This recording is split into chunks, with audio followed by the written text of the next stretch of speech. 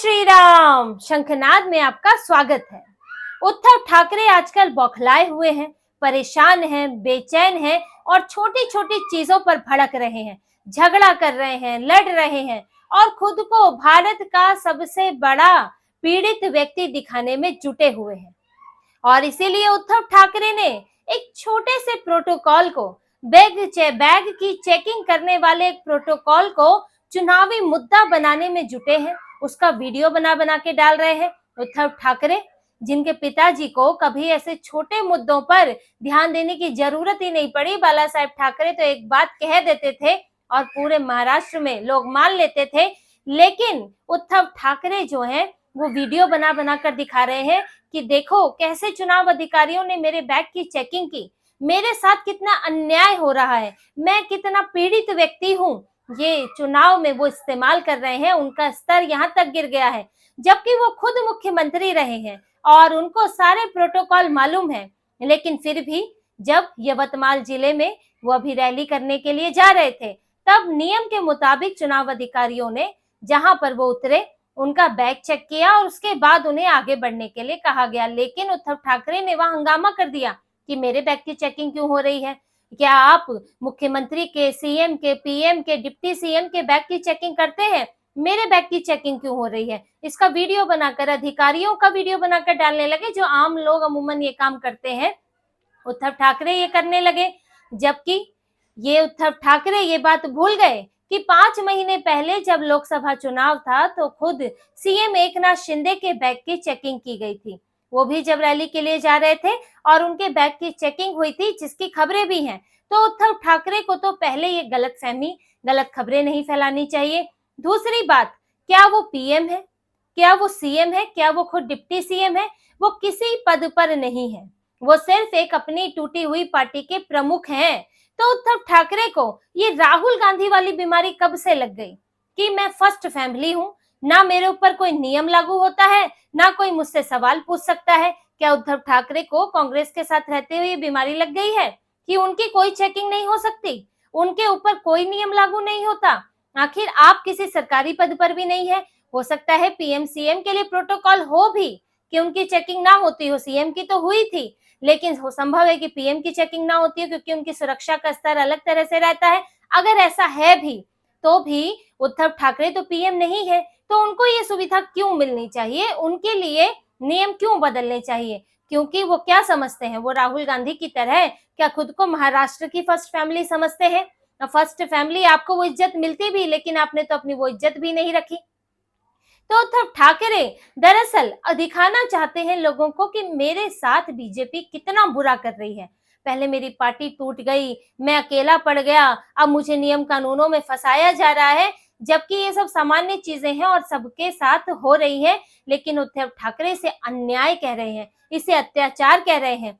लेकिन जिन लोगों ने असल में अन्याय किया, अत्याचार किया, उन लोगों के साथ तो उद्धव ठाकरे उनकी गोद में बैठे हैं, उनके साथ गले मिल रहे हैं। वो कांग्रेस जिसने खुद बाला साहेब ठाकरे के साथ अन्याय किया, बाला साहेब ठाकरे का वोटिंग राइट तक ले लिया, उनके खिलाफ जाने क्या क्या करने की कोशिशें की, उन्हें गिरफ्तार करवाना, बाला साहेब ठाकरे को उनके खिलाफ बयानबाजी करना, उसको उद्धव ठाकरे भूल गए हैं। शायद उद्धव ठाकरे 1987 का वो किस्सा भूल गए हैं, जब 1987 में बाला साहेब ठाकरे ने एक निर्दलीय उम्मीदवार को समर्थन दिया था और सामने विले पार्ले की सीट थी और सामने थे कांग्रेस के प्रभाकर कुंटे, और जो बाला साहेब ठाकरे थे वो निर्दलीय डॉक्टर रमेश प्रभु को समर्थन दे रहे थे। लेकिन प्रभाकर कुंटे चुनाव हार गए और बाला साहेब के समर्थन से निर्दलीय जीत गया। तो कांग्रेस ने इस मामले को बॉम्बे हाई कोर्ट ले गई, उसके बाद सुप्रीम कोर्ट ले गई और सारी तिगड़म, सारी पूरी कोशिशें लगा के बाला साहेब ठाकरे को 6 साल के लिए उनको चुनाव में वोट देने पर प्रतिबंध लगवा दिया। बाला साहेब ठाकरे का वोटिंग राइट्स ले लिया गया और ये हुआ कांग्रेस की वजह से। लेकिन उद्धव ठाकरे अपने पिता के साथ हुए इस अन्याय को भी भूल गए हैं। उद्धव ठाकरे 2002 के उस अन्याय को भी भूल गए हैं जब उन दंगों में कांग्रेस ने सिर्फ मुस्लिम पक्ष का साथ लिया। और जिस अन्याय की बात करते हैं, अन्याय तो उस वक्त पीएम मोदी के साथ हुआ जब एक मुख्यमंत्री को 9-9 घंटे पूछताछ के लिए बैठाए रखा। एक मुख्यमंत्री पर ही दंगों का आरोप लगा दिया, एक गृह मंत्री को जो है राज्य से बाहर कर दिया। क्या वो अन्याय नहीं था? क्या दंगे इस देश में कहीं और नहीं हुए थे? मेरठ के, मलियाना के, मुजफ्फरनगर के, भागलपुर के दंगे, कितने मुख्यमंत्रियों को इस तरह से पूछताछ की गई, इस तरह से उनके ऊपर जांच एजेंसियां बैठा दी गई। अन्याय तो तब हुआ था कि आपने एक व्यक्ति को टारगेट कर लिया, एक पार्टी को, एक विचारधारा को, हिंदुओं को टारगेट कर लिया। लेकिन कांग्रेस के अन्याय जो है उद्धव ठाकरे को नहीं दिखता। जब उन्हें अपने पिता के साथ हुआ अन्याय नहीं दिखा तो दूसरे के साथ हुआ अन्याय क्या ही दिखेगा। लेकिन उद्धव ठाकरे अब जो है खुद को विक्टिम दिखा रहे हैं। और ये जो कांग्रेस की संगति उन्होंने धारण कर ली है, क्योंकि संगति का असर तो होता ही है, तो कांग्रेस जिस तरह की नकारात्मक राजनीति कर रही है, उद्धव ठाकरे भी यही करने लगे हैं कि हर चीज पर सवाल उठाना, हर चीज को गलत बताना। कांग्रेस भी आज चुनाव हार जाती है, हरियाणा में चुनाव हारी, हार की समीक्षा नहीं करेगी, ईवीएम जिम्मेदार है। लोकसभा में चुनाव हारी, हार की समीक्षा नहीं करेगी, ईवीएम जिम्मेदार है। तो ये एक तरीका होता है कि आत्ममंथन नहीं करना, दूसरे को जिम्मेदार ठहराना, हमेशा नकारात्मक राजनीति करना। उद्धव ठाकरे भी यही करने लगे हैं।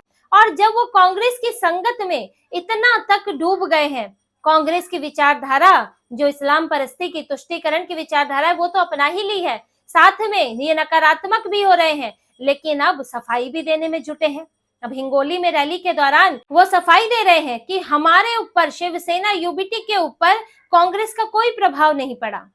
जब हम 30 सालों तक बीजेपी के साथ गठबंधन में रहे, तब हम बीजेपी के जैसे नहीं हुए, तो कांग्रेस के जैसे कैसे हो जाएंगे। अब उद्धव ठाकरे को ये सफाई देनी पड़ रही है कि वो कांग्रेस की संगति का असर उन पर नहीं हो रहा है, कांग्रेस की विचारधारा उनको नहीं बदल रही है, क्योंकि ये चर्चा तो हो रही है। और इसीलिए उद्धव ठाकरे सफाई दे रहे हैं कि उद्धव ठाकरे अब कांग्रेस के हरे रंग में रंगने लगे हैं और उन्होंने भगवा को त्याग दिया है।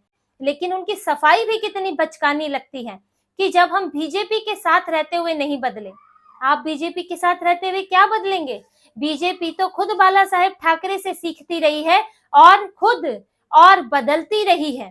जो बातें आज बीजेपी करती है, वो बातें बाला साहेब ठाकरे अपने समय में किया करते थे। जो आपको अभी वोटिंग राइट की बात बताई थी, वजह ही वही थी कि बाला साहेब ठाकरे ने साफ साफ कह दिया था कि हम हिंदुओं के लिए काम करेंगे और हमें मुस्लिम वोटों की कोई चिंता नहीं है, हमें वो चाहिए ही नहीं।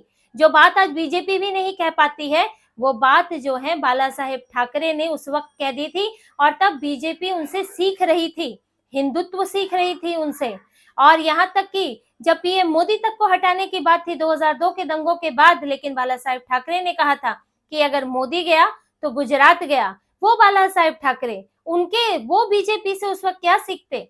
लेकिन आप ये बात भूल गए, आप अपने पिता को ही भूल गए, उनका महत्व, उनकी विचारधारा, उन चीजों को आप भूल गए और आप कह रहे हैं बीजेपी के रंग में नहीं रंगे।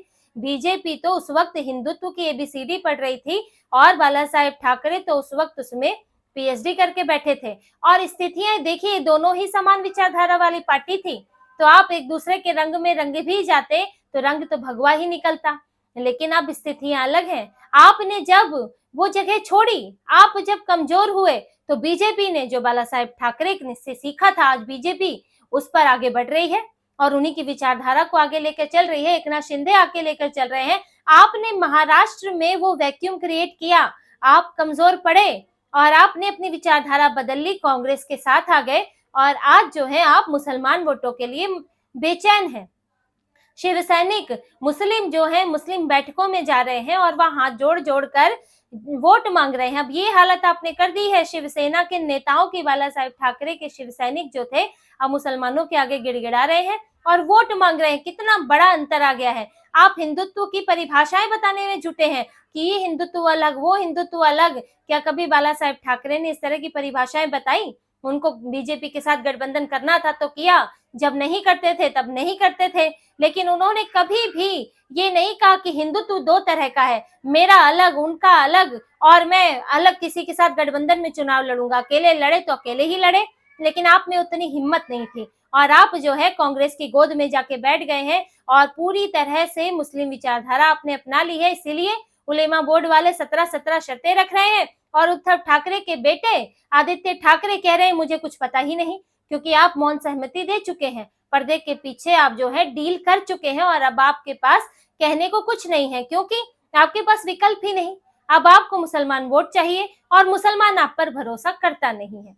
बात यह भी है कि महाविकास अघाड़ी क्या, जितनी भी ये पार्टियां हैं, मुस्लिम परस्त पार्टी है, इंडी गठबंधन की जितनी भी पार्टियां हैं तुष्टीकरण वाली, उन सभी पार्टियों में सबसे कम भरोसा जो है मुसलमानों को उद्धव ठाकरे पर है। सपा है, शरद पवार है, कांग्रेस है, AIMIM है, लेकिन सबसे कम भरोसा उद्धव ठाकरे पर है, क्योंकि आप तो अपना विचार बदल लेंगे, आप तो हो जाएंगे हरे, लेकिन आपके शिव सैनिक भगवा कैसे छोड़ेंगे? जो आपने ऊपर जो तालमेल बैठा लिया मुख्यमंत्री बनने के लिए, निचले स्तर पर वो तालमेल बैठना इतना आसान नहीं है, क्योंकि वो तो शिव सैनिक है, बाला साहेब ठाकरे की सीख उनमें भरी हुई है और वो इतने नीचे वो गिरना उनके लिए बड़ा मुश्किल काम है, क्योंकि वो जमीन से जुड़े हुए लोग हैं। आप तुरंत नहीं एकदम से पलटी खा सकते हैं जमीन पर। उद्धव ठाकरे को सामना नहीं करना होता है आम लोगों का, उनको तो रैली करनी होती है बस, और वो फेसबुक लाइव करके अपना मुख्यमंत्री बन के सरकार भी चला रहे थे। तो ऐसे में मुसलमान जब उन पर सबसे कम भरोसा करते हैं, उन्हें ये भी लगता है कि उद्धव ठाकरे जो है आज वोट लेके कल को फिर बीजेपी के पास भाग जाएंगे, तो ऐसे में वो उनसे जो है ये मनवा लेना चाहते हैं, उनसे पूरी तरह पक्का करवा लेना चाहते हैं कि उद्धव ठाकरे जो है तुष्टीकरण करेंगे, तन मन धन से आगे भी करते रहेंगे, और इसीलिए शर्तें रखी, शर्तों पर आश्वासन लिया गया। और उद्धव ठाकरे बार बार जब भी उनके नेता इन बैठकों में जा रहे हैं, मौलवियों की बैठकों में, उलेमाओं की बैठकों में, तो ये कहा जा रहा है कि आपकी जिम्मेदारियां भी बनती हैं, हमने आपके लिए काम किया, लेकिन उस तरह के नतीजे नहीं निकले। अब उद्धव ठाकरे से एक एक वोट का हिसाब लेने के मोड में मुसलमान आ गए हैं, और इसीलिए उद्धव ठाकरे अब अपनी रैलियों में हिंदुओं की बात नहीं कर पा रहे हैं, अपने पिताजी के सामने हिंदू हृदय सम्राट नहीं लगाते हैं। और बीजेपी बार बार सवाल उठा रही है कि आप राहुल गांधी से एक बार बाला साहेब ठाकरे का नाम तो बुलवा के देखिए। हिंदू हृदय सम्राट तो राहुल गांधी अपने मुंह से ही नहीं बोल पाएंगे, जबानी लड़खड़ा जाएगी, हिंदी बोलनी उन्हें आती नहीं है, तो वो कम से कम एक बार बाला साहेब ठाकरे मुंह से नाम तो ले। लेकिन राहुल गांधी वो भी नहीं करेंगे और उद्धव ठाकरे उनसे करवाने की क्षमता नहीं रखते हैं। तो उद्धव ठाकरे इस वक्त फंसे हुए हैं, घिरे हुए हैं, और इसीलिए यही सब पैतरे अपना रहे हैं कि मैं विक्टिम कार्ड खेलूं, जिस तरह से लोकसभा में विक्टिम कार्ड खेला था और कुछ मुंबई की कुछ सीटें उन्हें मिल गई थी, लेकिन 21 में से 9 सीटें हासिल की थी विक्टिम कार्ड खेल के भी, कि पार्टी तोड़ दी, अलग हो गए। लेकिन देखिए, बाहरी एक आप परसेप्शन अलग बनाने की कोशिश करें, निचले स्तर पर लोग जानते हैं कि पार्टी टूटी क्यों और उद्धव ठाकरे के इस वक्त हाल क्या हो गए हैं। वो लेमा के सवाल पर भाग जाते हैं, आरक्षण, मुस्लिम आरक्षण के सवाल पर भाग जाते हैं, और जब हिंदुत्व की बात आती है तो उसे बांटने लगते हैं, परिभाषाएं गढ़ने लगते हैं, और अब सिंपैथी कार्ड पर खेल कर किसी तरह हिंदुओं को बेवकूफ बनाना चाहते हैं। तो उद्धव ठाकरे की हकीकत भी सामने आ रही है, इसलिए वो जवाब दे रहे हैं, सफाइयां दे रहे हैं, वरना तो ये बात बोलने की जरूरत नहीं थी। लोकसभा चुनाव में उन्होंने ऐसी कोई सफाई नहीं दी कि मेरे ऊपर कौन सी विचारधारा हावी है, इस पर उन्होंने कोई सफाई नहीं दी थी, लेकिन इस बार दे रहे हैं, क्योंकि इस बार ये मुद्दा उठा है, लोगों के बीच चर्चा हो रही है, और उद्धव ठाकरे जो है वो चारों तरफ से घिरे हुए हैं। तो इसी तरह की और खबरें और विश्लेषण आपके लिए लाते रहेंगे। हमसे जुड़े रहिए, सब्सक्राइब कीजिए, कमेंट कीजिए। बहुत बहुत धन्यवाद। जय श्री राम।